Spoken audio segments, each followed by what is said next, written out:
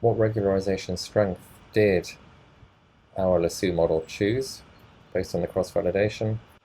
10 to the value of 2.3. We could just have seen the actual value chosen like that, but for graphing purposes it's easier to use the logs. Let's plot the cross-validation curves. What are we doing here? As usual, we're setting up a single axis. On it we're plotting the path. Now this path over here is actually going to be hopefully 10 paths if we look at it. It's an array, which is a start. If it's an array we can see its shape.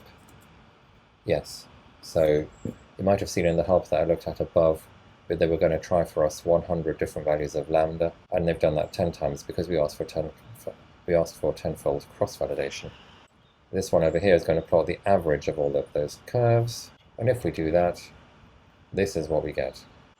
You can see that for simple models, the models over here with huge amounts of penalization, the performance is really bad. That's what we've had all the way through with Amy's housing data. Unsurprisingly, predicting the sale value of a house as the average sale value of all houses is a pretty bad idea. As the model increases in complexity, we get these massive improvements in the validation data, which is therefore real improvement. But you can see it flattens off over there. The minimum, I can't tell that goes up after there, but clearly it does, and the minimum is around about minus 2.4 maybe? I think we had it over there, 2.32 apparently. Now, does it make sense to choose the above regularization strength for the final model? Well, I don't think so. If you look at the improvement in validation performance, or the average improvement in validation performance represented by the black line, there basically isn't any for quite a way near this model. We are just essentially making these models more and more complex, less and less interpretable, for almost no gain whatsoever in the mean square error of predictions. So personally, I'd rather choose a model somewhere over there, which is a bit more simple.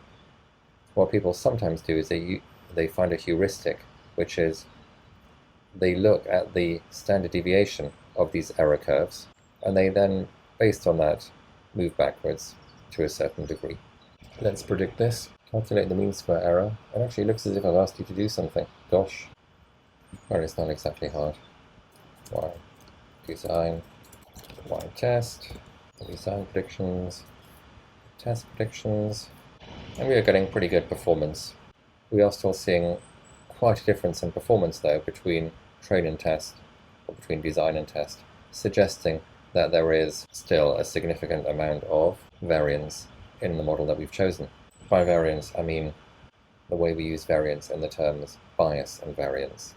To do, fit another model with higher penalization but which does not lose much prediction power. How many active predictors does it have? What's the MAE? Is it simpler? Is it better? That's what I was trying to say over here. I didn't see any reason why we should choose a value of lambda down here somewhere. Equally, I think we could choose it at around, well, quite high up, but I would certainly say we could choose it at something like 10 to the power of 2.6. So let's do that. What is 10 to the power of 2.6? Don't know. 400, let's call it. Normalize equals true.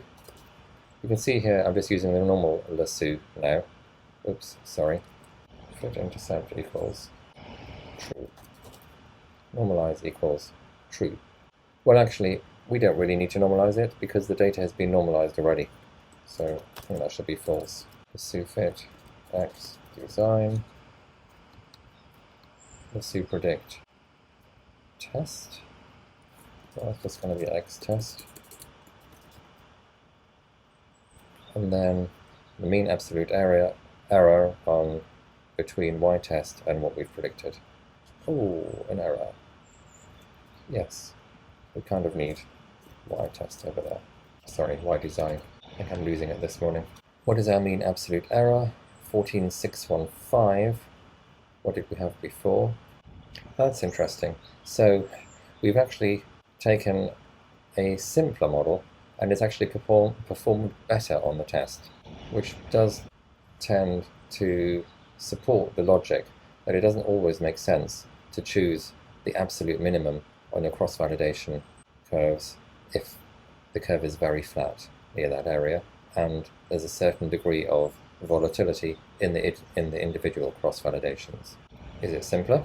Yes, it's much simpler. The number of features which have been dropped has increased, so now we only have 124 active features. Let's have a look at the coefficients.